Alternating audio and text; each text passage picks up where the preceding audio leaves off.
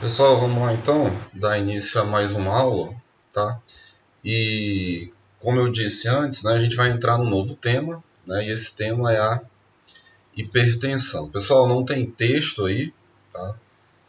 Vou explanar, fazer uma explanação em cima dessa imagem, tá? E aí, acredito que vocês vão precisar anotar alguma coisa, então tenham em mãos aí material de anotação, beleza? Porque não tem nada aí de texto aqui no vídeo, no slide, tá bom? Então vamos lá, pessoal. Olha só, vocês estudaram, né, o sistema cardiovascular em fisiologia do exercício, né, que é um sistema formado pelo coração, tá, e pelos vasos sanguíneos. Vocês estudaram também que o coração é um músculo, né, um músculo cardíaco, né? Só que o coração ele não levanta peso, né? Qual é a função dele? Ele bombeia sangue, tá? O coração tem essa função, bombear sangue, né, para os tecidos do corpo. Beleza. Pessoal, acontece o seguinte, vocês viram também, né, que o coração ele tem a diástole, né, que é o relaxamento, e a sístole, que é a contração da câmara cardíaca, beleza? Quando a gente falar aqui de pressão, a gente vai estar se referindo, né, aos ventrículos, em especial o ventrículo esquerdo, tá, que bombeia o sangue para a circulação sistêmica, tá bom?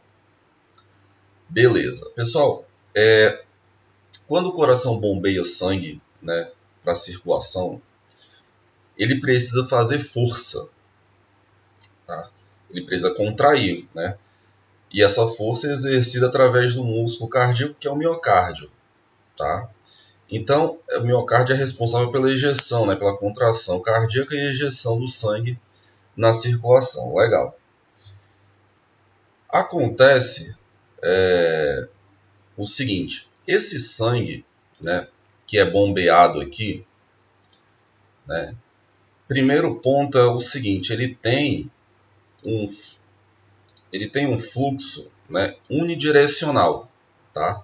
Então ele segue uma direção, beleza? E quando esse sangue ele é bombeado, ele precisa vencer uma resistência na artéria, uma resistência periférica, que a gente não consegue enxergar, mas ela está ali, né? Então, quando ele contrai, a força para impulsionar o sangue tem que ser maior do que a resistência, senão não tem fluxo.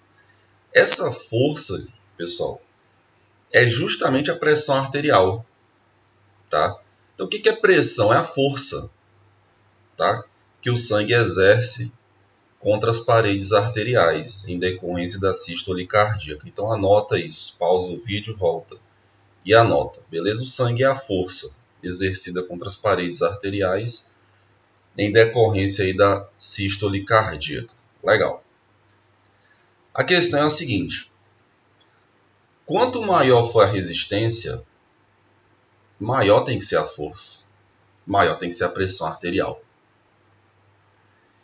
Então, pessoal, em outras palavras, quando se diz que o sujeito é hipertenso, significa que o coração está precisando exercer uma força, uma alta força na hora de bombear sangue, porque a resistência ao fluxo está alta.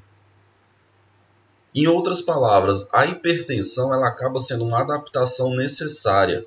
Por quê? Porque senão não tem fluxo, senão não vence a resistência, tá? Aí, eu coloquei aqui nesse cenário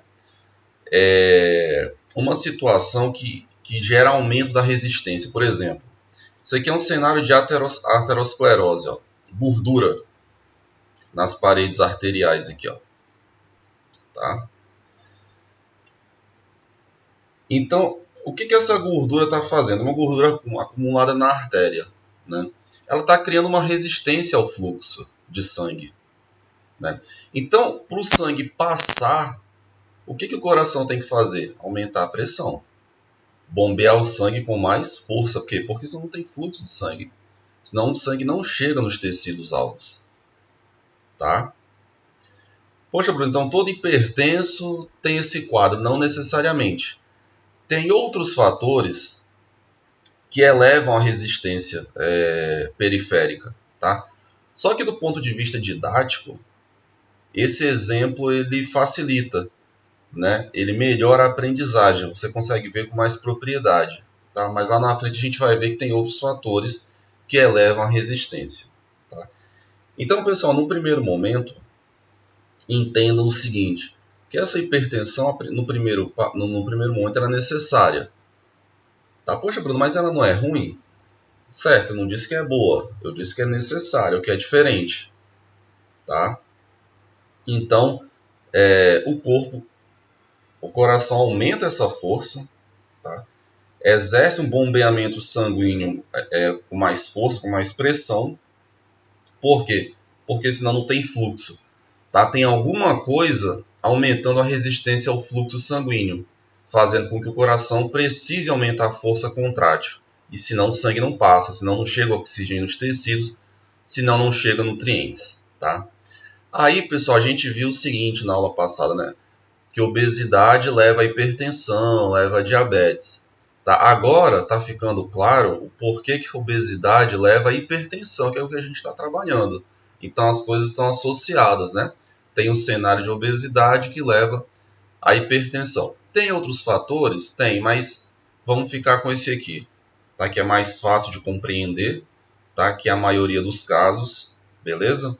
E didaticamente você consegue compreender melhor, certo? Então a gordura, nesse caso, está criando uma resistência ao fluxo sanguíneo, impondo ao coração que eleve a pressão arterial para poder o sangue passar, o sangue circular e chegar aos tecidos alvos, seja a musculatura esquelética, seja os demais órgãos do corpo, beleza?